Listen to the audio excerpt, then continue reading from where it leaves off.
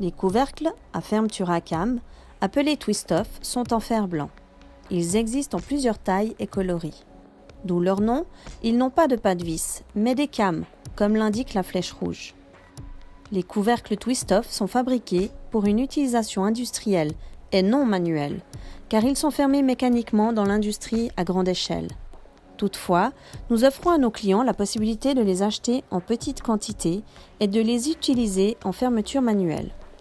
Afin de fermer avec efficacité vos conserves, veuillez suivre nos conseils. Pour obtenir un bon résultat, plusieurs points doivent être respectés. Le remplissage. Les couvercles twist-off ferment bien, à condition qu'il n'y ait pas de traces de produit sur les bords du contenant. En cas de salissure, changez de contenant. Il est possible que des traces persistent, même après un nettoyage à la main. Il est conseillé de nettoyer vos pots dans un lave-vaisselle. Le niveau de remplissage. Le vide d'air est important pour la bonne fermeture d'un bocal. Si un pot est trop rempli, l'espace nécessaire pour la création du vide d'air ne sera pas suffisant. Il faut un espace vide minimum de 4,5 à 6% du volume total. L'air en trop doit pouvoir s'échapper du pot pour permettre la formation du vide. Vissez le couvercle. Si vous fermez trop fort, vous cassez le pas de vis. C'est l'une des erreurs principales, le vissage du couvercle avec trop de force. Le pas de vis se casse et le couvercle est fichu. Pour éviter cela, une fermeture à 3 doigts suffit. Vissez jusqu'à la première résistance.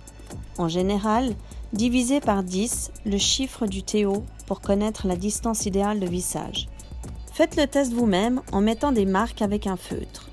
Ensuite, mesurez la distance que vous avez vissée et vous verrez si vous avez dépassé la limite. Retournez le pot. Au dire d'autrefois, il fallait retourner les pots à l'envers après le remplissage. Cela n'est pas nécessaire et même déconseillé, car ça empêche la formation du vide d'air et salit la couche interne du couvercle. Risque de moisissure, entre autres.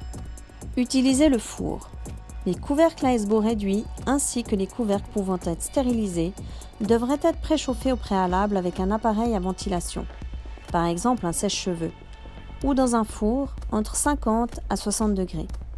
Le caoutchouc ainsi ramolli adhère mieux au verre.